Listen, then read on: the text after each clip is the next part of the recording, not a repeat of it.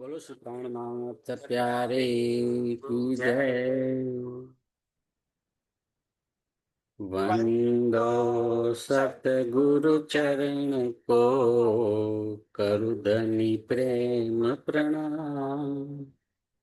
अश्रुप्रहरण मंगल करण धनि देव चंद्र जी नाम। श्री प्राणनाथ निज मूलपति श्री महराज सुनाम।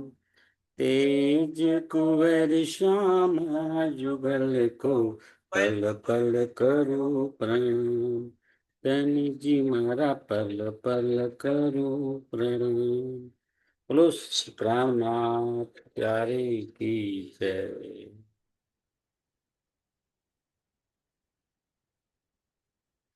चर्चा प्रारंभ होत है, सुनो साथ चित दई।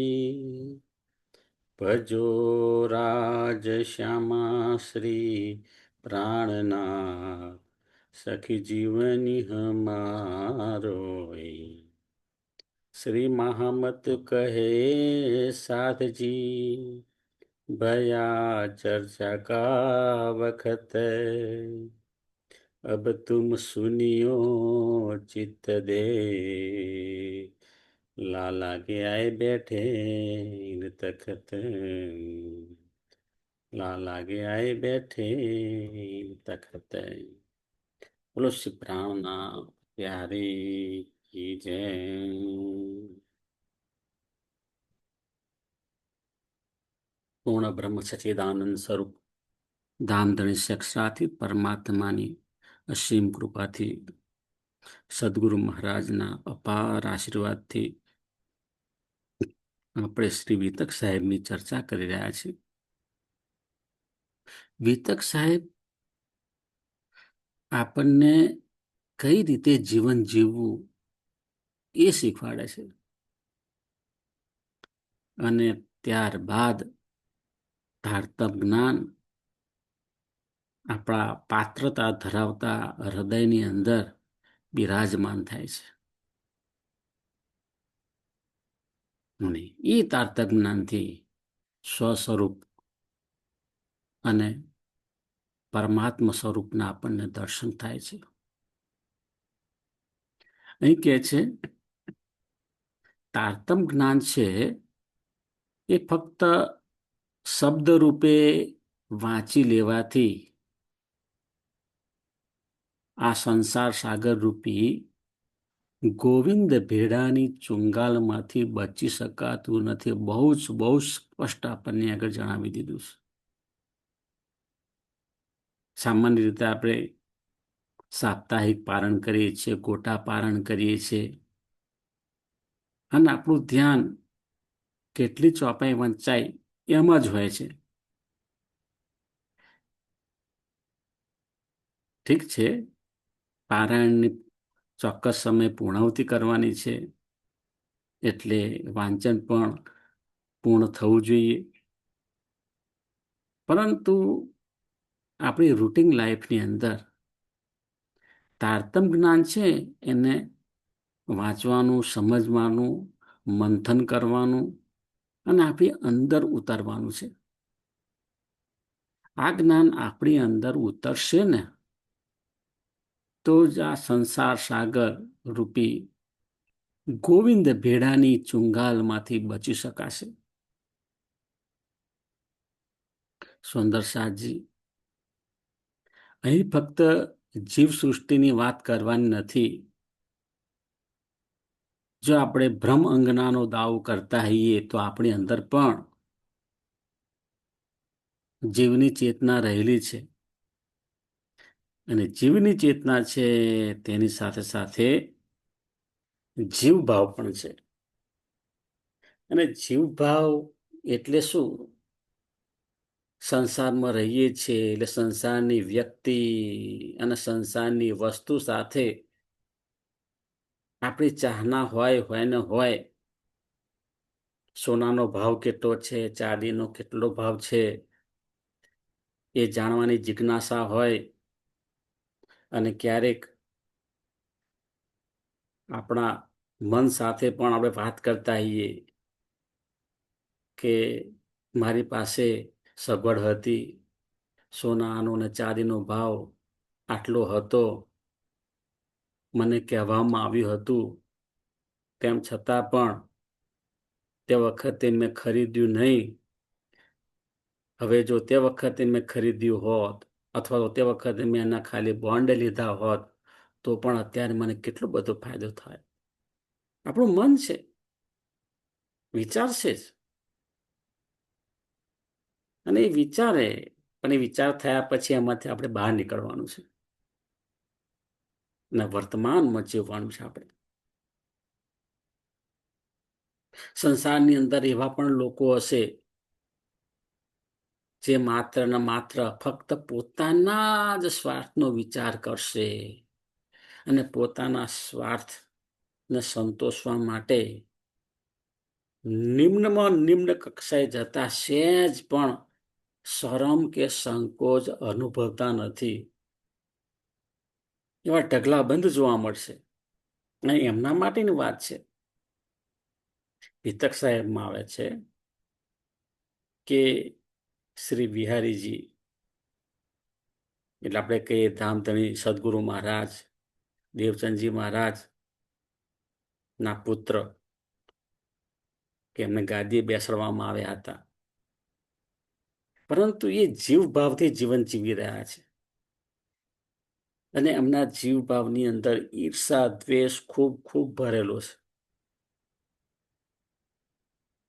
એ બિહારીજીએ પણ ખંભાલિયાના રાજા ને જઈને ચુગલી કરી હતી કે ભાઈ મારી પાછળ પાછળ મહારાજ આવે છે, તમારે એમની સાથે જૂની દુશ્મનાવટ છે, તમારે જે હિસાબ પૂરો કરવો હોય કરી નાખજો. ને આ રીતે શ્રી મહારાજને મારી નાખવા માટેનું ષડયંત્ર થયું ને, એ પણ બિહારીજીના જીવ ભાવથી થયું હતું. સુંદર સાજી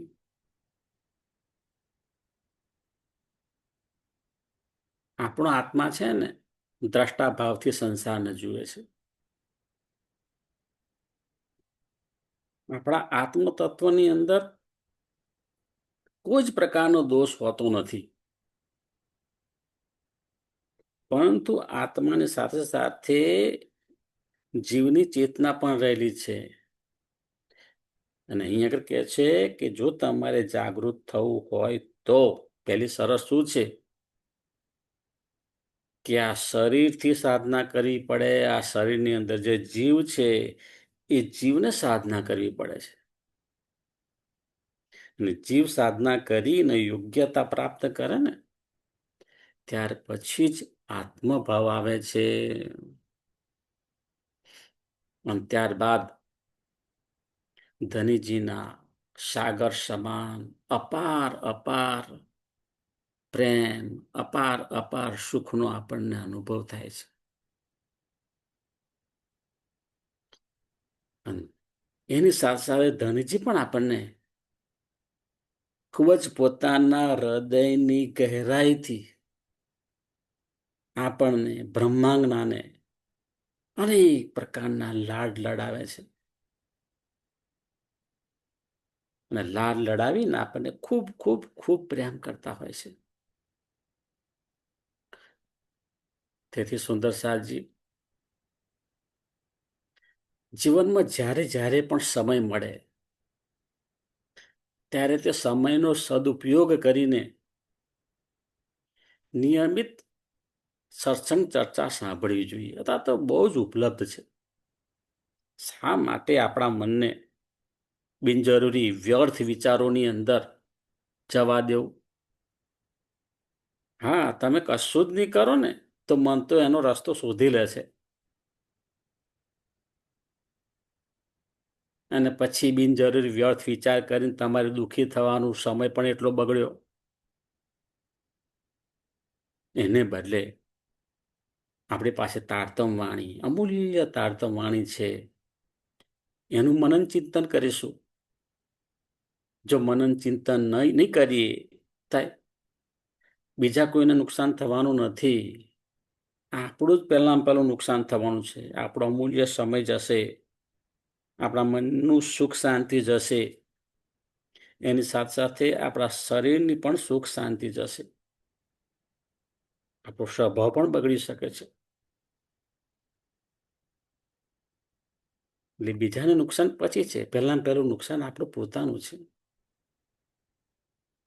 સુંદર સાજી સંસાર છે, અને સંસારની અંદર ક્યારેક આકસ્મિક તકલીફ આવીને ઊભી રહે છે. તે વખતે ધૈર્ય રાખીને આપણે ખૂબ જ વિવેક બુદ્ધિથી નિર્ણય લઈને ઉકેલ લેવાનો છે. વિવેક બુદ્ધિની જરૂર છે. વિવેક બુદ્ધિથી જ ધૈર્ય આવે, ધૈર્યથી જ બહુ જ સાચો નિર્ણય લેવાતો હોય છે. એ નિર્ણય લેવાની અંદર જ બધો ખેલ છે આ સંસારનો. યોગ્ય સાચો નિર્ણય લો તો તમે લાંબા ગાળા માટે સફળતા પ્રાપ્ત કરો અને સુખી રહો. પણ તમે નિમ્ન કક્ષાની વૃત્તિને ધ્યાનમાં રાખી અને નિર્ણય લીધો તો પછી નક્કી જ છે ભાઈ કે અધોગતિના માર્ગે તમે જઈ રહ્યા છો. તમારી સાથે ઘણા બધાને તમે તકલીફ આપી રહ્યા છો.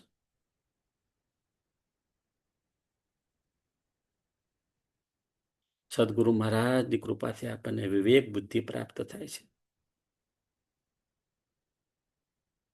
સંતો કહે છે, પ્રત્યેક જન્મમાં જીવ કંઈક ને કંઈક શીખીને આગળ વધે છે. અત્યારે આપણે મનુષ્ય તનની અંદર જે જીવ તત્વ છે એ આ બ્રહ્માંડની અંદર અનેક વખત અનેક યોનિમાં જન્મ લઈ ચૂક્યું છે.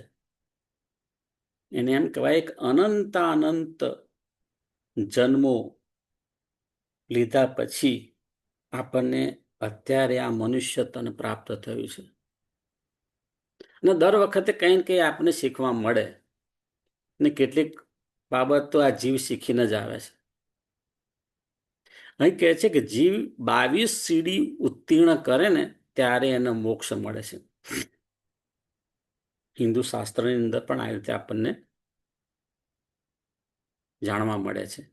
હવે એ 22 સીડી અહીંયા આગળ શું કહે છે? ધર્મના વિવિધ મૂલ્યો છે ને એના 22 ગણી બતાવ્યા છે. જેમ કે પ્રેમ, દયા, કરુણા, નીતિથી જીવન જીવવું, જીવનમાં ભક્તિ હોવી, સત્ય, નિષ્ઠા વચ્ચે પ્રેમ હોવું, આ બધી બાબતો છે. એ 22 જે સીડી છે ઉત્તીર્ણ કરીએ ત્યારે આપણે યોગ્યતા પ્રાપ્ત કરીએ છીએ અને મોક્ષનો દરવાજો ખુલે છે. અહીં કેટલાક ઉચ્ચ કક્ષાના જીવ એક જ જન્મની અંદર બધી 22 સીડી ચડી જતા હોય છે. સમજી ગયા વસ્તુ આટલી જ છે. અવેરનેસ આવી, જાગૃતિ આવી, સમજી ગયા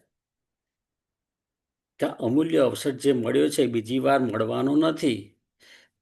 એ માયાના કાર્યો કરે છે ખરા, પણ દ્રષ્ટાભાવથી જીવન જીવે છે અને પોતાની સંપૂર્ણ શક્તિ આત્મ જાગૃતિ માટે લગાવી દે છે. અને 22 સીડી ચડી જાય છે, ઉત્તીર્ણ થઈ જાય છે. એ મુક્તિ પ્રાપ્ત કરે છે. અને કેટલાક એવા પણ જીવ છે કે દુર્ભાગ્યવશ એમના 100 જન્મ પૂરા થાય ને તો પણ એક સીડી પણ ચડી શકતા નથી. જગતની અંદર સંસારની જેટલી પણ બુરાઈઓ હોય, જેટલા દુર્ગુણો હોય, એ બધા ઠસો ભરેલા છે. પોતાનો ખજાનો છે એમ કરીને સાચવી રાખેલા હોય. એમને એક પણ સીડી ઉત્તીર્ણ થવાનો વિચાર પણ નથી આવતો. હવે સુંદર સાહેબજી, આવા જે જીવો છે એમની મુક્તિ ક્યારે મળે? આર્તમ જ્ઞાન હોવા છતાં પણ એનો સ્વાદ મળતો નથી. સુંદર સાજી,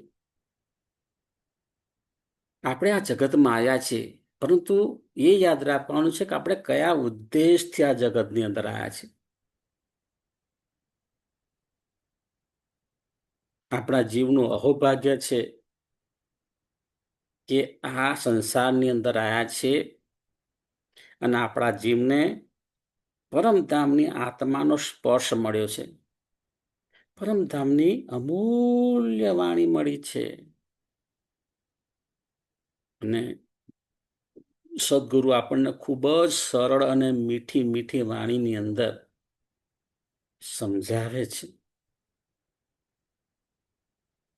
આપણી અંદર સાચો પ્રેમ ઉત્પન્ન કરે છે, જેને પરિણામે સંસારના સમગ્ર સુંદર સાજી જે છે, બધાય સમસ્ત સુંદર સાજી પ્રત્યે પણ આપણને પ્રેમ ભાવ ઉત્પન્ન થાય છે. આપણા ગુરુ સદગુરુ માટે પણ ખૂબ જ પ્રેમ ભાવ ઉત્પન્ન થાય છે. અને આપણા ધામના ધણી મૂળ મિલામાં યુગલ સ્વરૂપ છે, એમના માટે તો આપણે સંપૂર્ણ સમર્પિત થઈ જઈએ છીએ. એ જે દ્રષ્ટિ આપણને પ્રાપ્ત થાય છે, સદગુરુ મહારાજની કૃપા અપાર છે, અપરંપાર છે, ખૂબ જ શક્તિ એમાં રહેલી છે. સંપૂર્ણ જગતની અંદર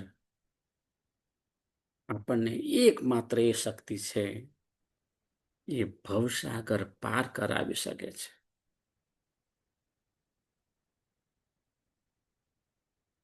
એટલે એ યાદ રાખવાનું છે.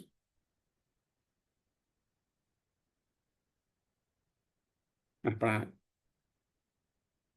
ગુજરાતની અંદર કેટલા એવા ગામ છે કે જ્યાં 50% વધુ સુંદર સાથ રહેલા છે. અને એ સુંદર સાથ સદભાવનાથી અને ચોક્કસ સંકલ્પ કરીને ખૂબ જ સરસ ધાર્મિક કાર્યો કરી રહ્યા છે. સુંદર સાથ પોતાની અંદર પ્રેરણા ઉત્પન્ન થાય એટલે સુંદર મંદિર પણ બનાવે છે. અને એની ભવ્યતા એવી હોય છે કે નિયમિત સત્સંગ સભા પણ થાય અને ગામના જેટલા પણ બાળકો હોય એ બાળકો ત્યાં શ્રી કૃષ્ણ પ્રણામી ધર્મના પાયાના મૂલ્યો છે, એ પાયાના મૂલ્યોનું જ્ઞાન આપવામાં આવે. આ રીતે ગામે ગામ આ આત્મજાગરણનું કાર્ય થાય એ ખૂબ જ આનંદદાયક છે. અને જ્યારે આપણે આવા કાર્ય કરીએ ત્યારે આપણા તરફથી જે કંઈ સેવા હોય એ સેવામાં ક્યારેય અહંકાર કરવાનો નથી. આપણાથી જે થતી હોય એ સેવા કરી તન મન અને ધનથી. પણ જ્યારે આ ધાર્મિક કાર્યક્રમનું આયોજન હોય કે શ્રી કૃષ્ણ પ્રણામી ધર્મના મંદિરનું નિર્માણ કરવાનું હોય ત્યારે એમાં આપણે જે કંઈ સેવા કરીએ એ રાજી મહારાજની કૃપાથી થાય છે. હું તો નિમિત્ત માત્ર છું. એ ભાવથી આપણે સેવા કરવાની છે. ક્યારેય અહંકાર લાવવાનો નથી કે એમણે આટલી સેવા આપી તો હું એનાથી વધારે સેવા આપું, હું એનાથી વધારે સેવા આપું. હા, આપણી ક્ષમતા પ્રમાણે આપણે સેવા આપીએ, પણ તું પ્રેમથી આપીએ અને અહંકાર વિના આપીએ તો એનું જે પુણ્ય ફળ છે પૂરેપૂરું આપણને મળશે. અને એ આપણી સેવા છે એ આપણા ધણીજીના હૃદય સુધી પહોંચે છે.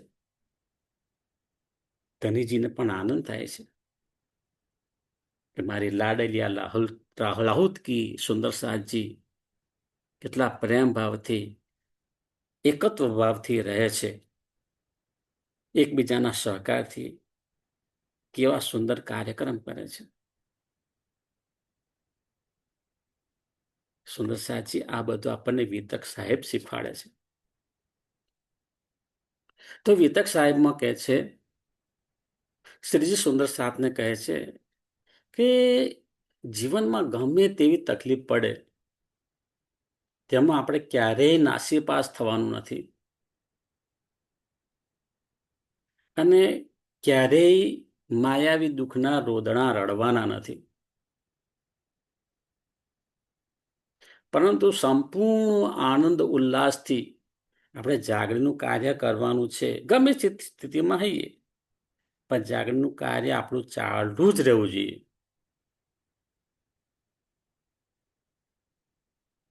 વાસ્તવિક ધર્મ આપણને આ જ કહે છે. વાસ્તવિક ધર્મની જે છે એ આપણી આત્મ જાગૃતિ સાથે સંકળાયેલી બાબત છે.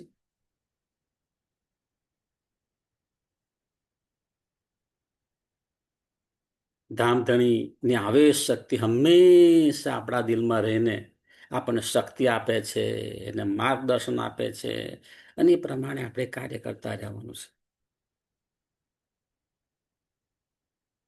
અહીં વિતક સાહેબમાં આવે છે, શ્રીજી કહે છે કે ઉદયપુરના જે ભીમભાઈ છે ને એમને પણ પત્ર દ્વારા સાચી હકીકત જણાવી દેશો. હવે જો ભીમભાઈ આપણે અગાઉ જોઈ ગયા હતા, સુરત વાળા પણ ભીમભાઈ, પણ એ સુરત વાળા ભીમભાઈની વાત નથી. એ તો સુરત વાળા ભીમભાઈ તો પરમધામની બ્રહ્માંગનાની આવેશકની આત્મા છે, બહુ પહોંચેલા સુંદર સાથ છે. એ તો બધું જ સાચી હકીકત છે, એ જાણે છે. પરંતુ ઉદયપુરના પણ એક સુંદર સાથ છે, એમનું નામ છે ભીમભાઈ, અને મહંમતી સ્વામી શ્રી પ્રાણનાથજી સુધી વાત ગઈ હશે કે આપણા ઉદયપુરની અંદર એક સુંદર સાથ છે ભીમભાઈ. એ પણ જે દિલ્હીમાં 12 સુંદર સાથ ગયા હતા એમની નિંદા કરે છે. શા માટે નિંદા કરે છે? કારણ કે એમને સાચી હકીકત ખબર નથી.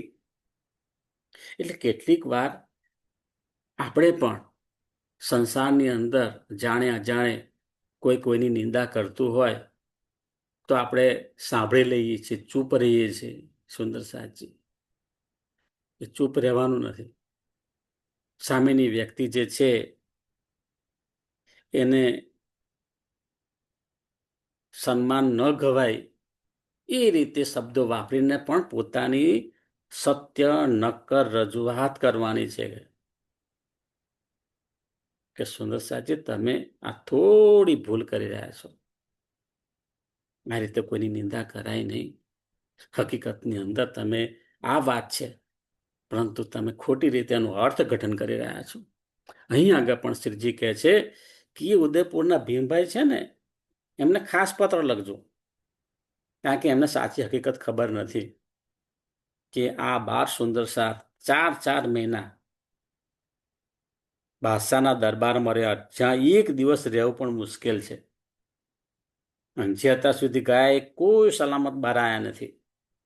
આપણા 12 સુંદર સાથ 4 મહિના રહ્યા અને સતત આત્મ જાગૃતિની વાત કરીશ, અને મુખાર બિંદુ પર સહેજ પણ ડર રાખ્યો નથી, અને સહી સલામત રીતે એ બહાર આવ્યા છે અને શ્રીજીના ચરણોમાં આવીને પ્રણામ કર્યા છે. શા માટે ગયા હતા? એક વિશ્વ ધર્મની સ્થાપના કરવા માટે. એક ઇમામ મહેદીનો સંદેશો, સાચો સંદેશો શું છે એ આપવા માટે. તમે કહો છો કુરાન અમારો ગ્રંથ છે, કુરાન અમારો ગ્રંથ છે, પરંતુ એનું વાસ્તવિક જે રહસ્ય છે ને, એનું સાર તત્વ, એ સાર તત્વ તમે સમજ્યા નથી. એ સમજાવવા માટે ગયા હતા. સુંદર સાજી વિતક સાહેબમાં આવે છે કે શ્રીજી જાગરણનું કાર્ય કરે છે, કારણ કે એમનું ધ્યાન તો પરમધામની અંદર છે. પરમધામની બ્રહ્માંડનો આ જગતની અંદર આવી છે, એમને જગાડવા માટેનું કામ છે. કોઈ બિહારીજીને ગાદી પર બેસાડ્યા છે, પરંતુ એમની અંદર આ આત્મ જાગૃતિનો અભાવ જોવા મળે છે. એ વાત સમજી શકતા નથી. એ બાહ્ય દેખાવની ચર્ચા ચર્ચીની અંદર રહ્યા છે. એટલે સ્વાભાવિક છે કે શ્રીજી જાગરણનું કાર્ય કરે તો બિહારીજીને કઈ ને કઈ તકલીફ થાય. પણ એનાથી શ્રીજીએ પોતાનું જાગણી કાર્ય ક્યારેય અટકાવી દીધું નથી. આ બહુ મહત્વની બાબત છે. આપણે આપણું જાગણી કાર્ય કરતા રહેવાનું.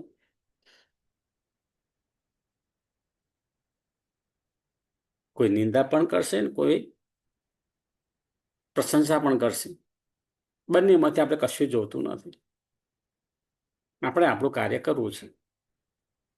બસ એટલું વિચારવાનું કે હું જે કંઈ કરું છું એ સાચા માર્ગે તો છે ને.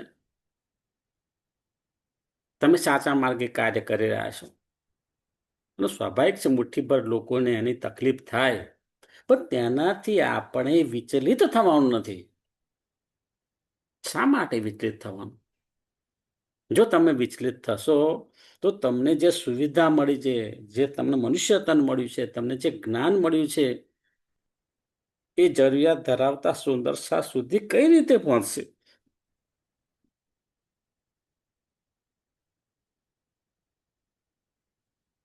આપણા વિતક સાહેબમાં પણ આવે છે કે ભાઈ જાગણી કાર્ય જ્યારે મહામતી સ્વામી શ્રી પ્રાણનાથજી કરી રહ્યા છે ત્યારે કોણ અટકાવે છે? શા માટે અટકાવે છે? તો અહીં કહે છે કે જ્યાં જ્યાં અજ્ઞાનતા જોવા મળે છે એ અજ્ઞાનતા જ અવરોધક પરિબળ બનીને એ અટકાવવાનો પ્રયત્ન કરે છે. અને જ્યાં અજ્ઞાનતા છે ને તો સંસારમાં 3 પ્રકારની તૃષ્ણા જોવા મળે છે. 3 પ્રકારનું એ દુઃખ અનુભવતા હોય છે. કે એવા વ્યક્તિઓ હોય કે જે પ્રતિષ્ઠા માટે જીવે છે, કેટલાક ફક્ત ધન પ્રાપ્તિ માટે જીવે છે, અને કેટલાક પોતાનું જે સગા સંબંધીઓ છે, પોતાનું મિત્ર વર્તુળ છે, એમાંથી પ્રેમની ઝંખના કરે છે. એ બધું અસ્થાયી છે. જે વસ્તુ અસ્થાયી છે એની શા માટે આટલી બધી ચાહના કરવી? મળે કે ના મળે એનાથી આપણે દુઃખ અનુભવવાનું નથી.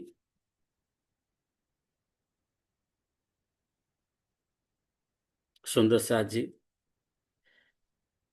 કોઈ પણ નાનું બાળક હોય, એ નાના બાળકની અંદર તમે જુઓ તો એ જીવ ભાવમાં એનો ઉછેર થતો હોય. હંમેશા મારું તારું કરીને નાની નાની બાબતમાં ખૂબ જ ઝઘડતું હોય. પછી આપણે કહીએ કે હા થોડું મોટું થાય ને એટલે સમજશે, ત્યાર પછી આવો રડશે નહીં, કકડાટ નહીં કરે. તો જીવ ભાવની અંદર જ આપણો ઉછેર થતો હોય છે. કોઈ પણ બાળક હોય એ શરૂઆતમાં એક ક્ષુદ્ર ભાવમાં જ વિકાસ થતો હોય, એને ઘડવું પડતું હોય છે. જો ઘડતર નહીં કરો તો એ ક્ષુદ્ર ભાવ વિશાળ વૃક્ષ બની બધી જગ્યાએ પોતાનો ફેલાવ કરશે. હા, મા બાપનું કર્તવ્ય છે દરેક બાળકની અંદર જીવભાવ હોય છે, અને એ જીવભાવ છે એ જીવભાવની અંદર આ બધા અવગુણો પણ એની અંદર રહેવાના, પરંતુ એનું આપણે ઘડતર કરવું પડે. બહુ જ મહત્વની બાબત છે. એટલે જીવભાવમાં શરૂઆત કરીને ધીમે ધીમે આપણે આત્મભાવમાં જવાનું છે. આપણી અંદર પણ કેટલા ટકા આત્મભાવ છે એ આપણે સમજવાનું છે. આપણે તારતમવાણી, વિતક સાહેબ અને આપણા ધાર્મિક ગ્રંથો છે એ બધાનું મનન ચિંતન કરીએ, સાર તત્વો સમજીએ તો એ સમજતા સમજતા આપણે કેટલો બધો વર્ષો નીકળી જાય. 30 વર્ષ તો આમનામ નીકળી જાય. અને ત્યાર પછી પણ જો સારો સંગ થયો, સદગુરુનો સંપર્ક થયો, સારું વાતાવરણ મળ્યું, તો પછી એ દિશામાં આપણે આગળ વધીએ છીએ. ને તો તમે જુઓ કોરા ને કોરા તમે રહો, જિંદગી પૂરી થઈ જાય, કશું પ્રાપ્ત કર્યા વગર આ દેશ છોડીને આપણે જતા રહીએ. ફરીથી જ્યારે તક મળે ત્યારે ખરી. આવું થવું જોઈએ નહીં. એટલે આપણે જીવ ભાવમાં શરૂઆત કરવાની છે અને આત્મભાવમાં જવાનું છે. જીવ ભાવ હોય તો જીવ ભાવમાં સંસારની ચાહના ખૂબ ખૂબ ભરેલી હોય અને તેમાંથી મુક્ત થઈને આપણે આત્મભાવમાં આવવાથી બ્રહ્માંગનાના લક્ષણ પ્રાપ્ત થાય છે. પરમધામની બ્રહ્માંગનાના કેવા લક્ષણો હોય એ પ્રાપ્ત થાય. એટલે કે આપણા જીવનની રહેણી કરણીની અંદર પણ વાસ્તવિક ધર્મ જોવા મળે. આ વાસ્તવિક ધર્મની વાત તો આપણા વેદાંતની અંદર પણ જણાવી છે કે વાસ્તવિક ધર્મ કોને કહેવાય. કે છે સંસારની અંદર પણ આપણે કેટલીક વખત બાહ્ય ધર્મ હોય એ જોવા મળે. લોકો બહુ જ દયા ભાવથી કૂતરું હોય એના માટેનો અલગ રોટલો બનાવે, એને ખવડાવે. ગાયનું પણ અલગ બનાવે, એને ખવડાવે. બરાબર. મંદિરની અંદર પણ જાય, ફૂલ લઈને જાય, ફૂલ હાર રાજીને પહેરાવે અને સંતોષ માને. પરંતુ રહેણીની અંદર ધર્મ જોવા ના મળે તો એનો કઈ અર્થ ખરો?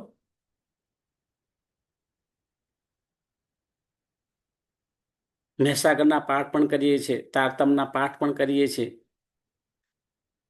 પરંતુ આપણી વાણી જેવી છે કે સુંદર સાસનું દિલ દુભાઈ, અનીતિથી ધન કમાવાના વિચારો આવે અને પછી કોઈ કહે તો તારતમ જ્ઞાન લીધું છે ને, તારતમ જ્ઞાન લીધું હોય એટલે મને કશું થવાનું નથી, જોયું જશે તે વખતે. એટલે ભાઈ જોયું જશે નહીં, ભોગવવું પડશે પૂરેપૂરું. એમાં કોઈનું કશું ચાલતું નથી. એ તારતમ જ્ઞાન તો બહુ દૂરની વાત છે. પેલા તો યોગ્યતા પ્રાપ્ત કરવાની છે ને. આપણે યોગ્યતા પ્રાપ્ત નથી કરી તો એની અંદર તારતમ જ્ઞાન આપણને શું કરે? તારતમ જ્ઞાનની અસર ક્યારે થાય? એની ચરી તો પાડવી પડે ને. એ ચરી એટલે આપણો જે જીવભાવ છે એને યોગ્યતા પ્રાપ્ત કરવી. સંસારની અંદર પણ એવા પણ તમને વ્યક્તિઓ જોવા મળે કે મુખારબિંદ જોઈને તમે એનો વર્તન વ્યવહાર જોઈ અને કહી શકો કે ભાઈ આની કેવી પ્રકારની વૃત્તિ રહેલી છે. એની કુબુદ્ધિ જોવા મળે, નિમ્ન કક્ષાની માનસિકતા જોવા મળે. અને ધાર્મિક કાર્યોની અંદર પણ એટલા જ રચ્યા પચ્યા જોવા મળે. ભાઈ તમને એમ થાય કે ભાઈ આ યોગમાયાના બ્રહ્માંડમાં આ જીવ ક્યારે અખંડ થશે? જ્યારે અને એક સમય ધારો કે 8મી ભીષ્મની અંદર છેલ્લે અખંડ થયા. મહંમદે સ્વામી શ્રી પ્રાણનાથજીને અપાર દયાથી કહ્યું છે કે જ્યારે સંપૂર્ણ બ્રહ્માંડનો લય થાય તો બધા જીવોને શુદ્ધ કરી ને 8મી ભીષ્મ છે એમાં અખંડ કરવામાં આવશે. પણ તે વખતે પણ અક્ષર બ્રહ્મનો કેમેરો તો ચાલુ જ છે. અને તે વખતે પણ તમે જે કંઈ કર્મો કર્યા હતા એ બધા જોવા મળશે. અને એ કર્મો જોઈને તમને પોતાને પશ્ચાતાપ થશે. પરંતુ એ તે વખતે પશ્ચાતાપ જ કરવાનો રહેશે, દુઃખ જ પ્રાપ્ત કરવાનું રહેશે કે મને આટલો સુંદર અવસર મળ્યો તેમ છતાં પણ હું મારી કુબુદ્ધિને લીધે હું સમજી ના શક્યો અને મારો અમૂલ્ય સમય મેં વેડફી નાખ્યો. ને તો 8મી ભીષ્મ નહીં, હું બીજી ભીષ્મમાં પહેલી ભીષ્મની અંદર પ્રથમ કે બીજી મુક્તિ સ્થાનની અંદર મારું સ્થાન હોત. થાય એટલે આ જાગૃતિની જરૂર એટલા માટે છે. સુંદર સાચી જીવનમાં ક્યારેક ખૂબ ખૂબ વિપરીત પરિસ્થિતિ આવે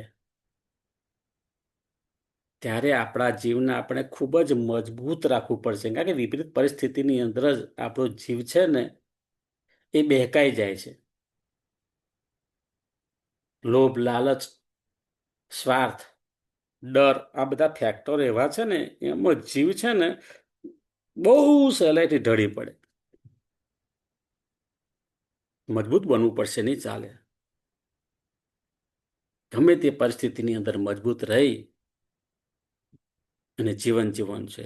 સચ્ચિદાનંદ સ્વરૂપ સાક્ષાતીત પરમાત્મા રાજ્ય મહારાજે આપણી પસંદગી કરી છે. આ સંસારની અંદર આપણી પસંદગી કરી છે અને એટલે આપણને આ તારતમ્ય જ્ઞાન મળ્યું છે, સદગુરુ મળ્યા છે, ભારત ભૂમિ મળી છે, આપણને સારા સંસ્કાર મળ્યા છે અને તેથી આપણને સારા સારા વિચારો પણ આવે છે કે જીવનની અંદર સારું કાર્ય કરવું છે. અને તેથી જ સદગુરુ મહારાજની કૃપાથી ગમે તે પરિસ્થિતિ હોય, પરંતુ આપણે શ્રેષ્ઠમાં શ્રેષ્ઠ કાર્ય કરવાનું છે. આપણું પણ કલ્યાણ કરવાનું છે અને આપણા સંપર્કમાં જે કોઈ હોય એ બધાના આત્માનું કલ્યાણ કરવાનું છે. બોલો શ્રી પ્રાણનાથ પ્યારે કી જય. હજી એક મુદ્દો બાકી રહ્યો. વ્રજ લીલાની અંદર આવે છે અઘાસુર, બકાસુર અને પૂતનાની વાત આવે છે. તો આપણે કહીએ છીએ વ્રજ લીલા અખંડ થઈ, એમાં અઘાસુર, બકાસુર, પૂતના એ બધાની લીલા અખંડ થઈ. હવે એમાં ક્યારે સુધારો થઈ શકે ખરો? ના. એ જ વાત અહીં સમજવાની છે. આપણે આ જાગણી લીલાના બ્રહ્માંડમાં છીએ તો ક્યારેક ઈર્ષા, દ્વેષ, અદેખાઈને લીધે જાણે અજાણે કોઈનું દિલ દુભાઈએ તો એ જે દુઃખ સામેની વ્યક્તિને કર્યું ને એ દુઃખ આપણે ભોગવવું જ પડશે. અને એ ઘટના અનંત કાળ સુધી રહે, એ મીટતું નથી. બરાબર? અનંત કાળ સુધી એની અસર રહેતી હોય છે. તેથી આપણે ખૂબ જ સાવચેત થઈને જીવન જીવવાનું છે. આપણે આપણા જે 12 સુંદર સાથ બાદશાહના દરબારમાં ગયા હતા એમના જીવનમાંથી બોધ લેવાનો છે અને એ પ્રમાણે જીવન જીવવાનું છે.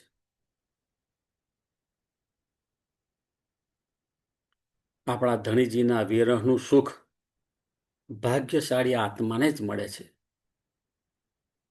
આપણે વિરહ એટલે દુઃખ કહીએ, પણ એ વિરહને તમે ધણીજીનું વિરહનું દુઃખ છે ને એ દુઃખનો આપણે જો અનુભવ કરીએ ને તો પછી સંસારનું કોઈ દુઃખ સ્પર્શ કરતું નથી. કેટલી મોટી વાત છે.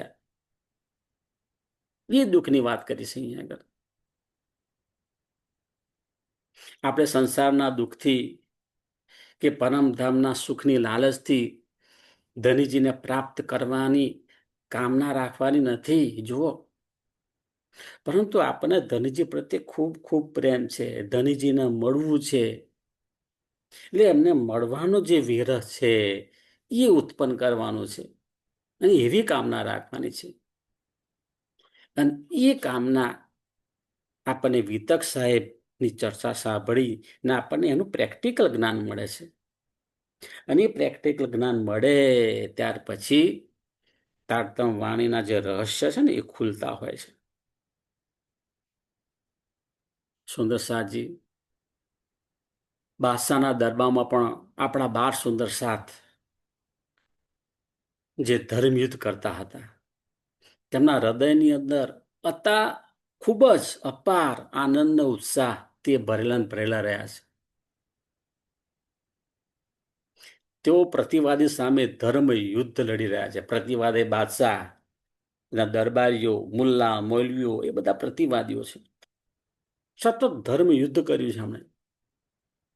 અને આપણા 12 સુંદર સાથ એ વાદી પક્ષ છે. એમની પાસે શું છે?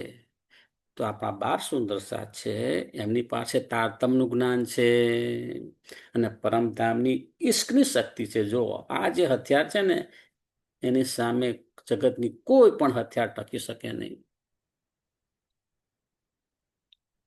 જ્યારે એની સામે પ્રતિવાદી બાદશાહ ને એની ફોજ બધા અજ્ઞાનતાના અંધકારની અંદર ભટકાયેલા માયાવી લોકો છે અને એ જે બાદશાહના દરબારીઓ, મૌલવીઓ, મુલ્લાઓ આ બધાનો એમાં સમાવેશ થાય છે.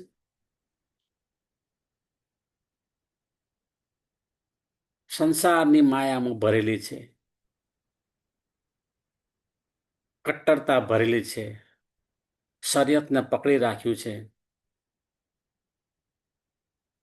આત્મજ્ઞાનની વાતો એમને સ્પર્શ કરતી જ નથી. અને આપણા બાળ સુંદર સાથ છે જે ધર્મ યુદ્ધ કરી રહ્યા છે, તેમની પર મહામતી સ્વામી શ્રી પ્રાણનાથજીની આશીર્વાદ છે. શ્રીજીની અનુપમ શોભા છે. અનુપમની શોભાની સાથે સાથે ખૂબ જ મીઠું મધુર સ્મિત આપી અને આશીર્વાદ આપે છે, સુરક્ષા આપે છે. ભલે કામા પહાડીમાં છે, પણ ત્યાંથી સતત આ બાળ સુંદર સાથની સાથે જ છે. સૂક્ષ્મ રૂપે સાથે રહી અને અમને સતત ઉત્સાહ ને ઉમંગ વધારે છે અને સુરક્ષા કવચ આપે છે. હવે કે છે શ્રીજી કામા પહાડીથી આમેર આવે છે.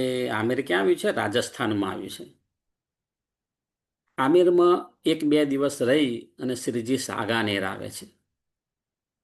હવે શ્રીજી આમેરમાં 1-2 દિવસ રહ્યા એ દરમિયાન શું કર્યું? આમેરમાં ક્ષત્રિય રાજા હતા, એમનું નામ હતું વિષ્ણુસિંહ. તો શ્રીજીએ પણ હવે જ્યાં જ્યાં જાય છે તો આવા જે રાજા છે ને એમને પત્ર લખી અને સંદેશો આપે છે કે ભાઈ હિન્દુ રાજાઓ બધા એકત્રિત થાવ અને આ બાદશાહના જુલમ સામે યુદ્ધ કરો. તો તે વખતે રાજા વિષ્ણુસિંહને પત્ર મળ્યો, પરંતુ એમણે શ્રીજીની વાત સ્વીકારી નહીં.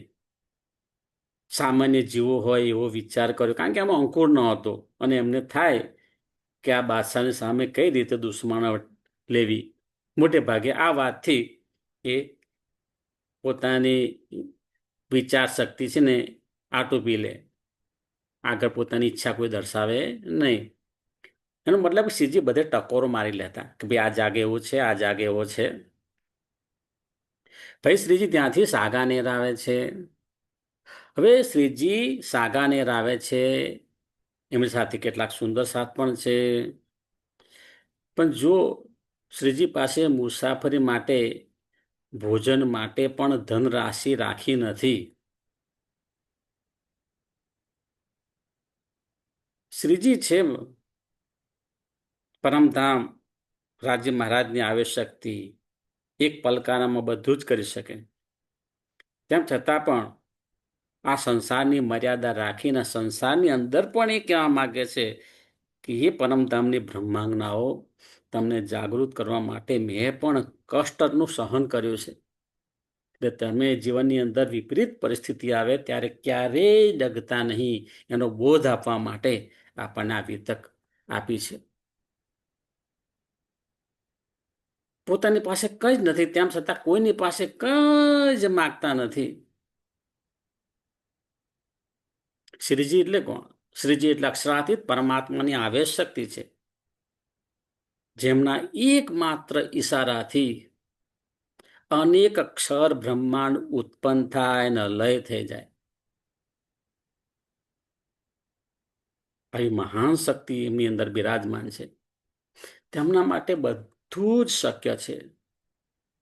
તેમ છતાં સંસારની મર્યાદા ધ્યાનમાં રાખીને આપણને બોધ આપે છે કે સંસારમાં નિષ્કામ કર્મ કરવું જ પડશે, તો સફળતા મળશે. બહુ મોટી વાત છે. જો શ્રીમદ્ ભગવદ્ ગીતા છે એનું પાયાનું જે કર્મનો સિદ્ધાંત છે એ જે સમજાવતા આપણે નિષ્કામ કર્મની જે વાત કરી હતી, એ જ ધણીજી અહીંયા આગળ દોહરાવે છે કે આ સંસારની અંદર નિષ્કામ ભાવથી કર્મ કરવું પડશે. નિષ્કામ ભાવથી આત્મકલ્યાણનું કર્મ કરવું પડશે, અને તો જ આપણને સફળતા પ્રાપ્ત થશે. બોલો શ્રી પ્રાણનાથ પ્યારે કી જય, સદગુરુ મહારાજ કી જય, કૃષ્ણ કનૈયા લાલ કી જય. પ્રણામ સુંદર સાજી. સુંદર સાજીના ચરણોમાં મારા કોટાન કોટી પ્રણામે.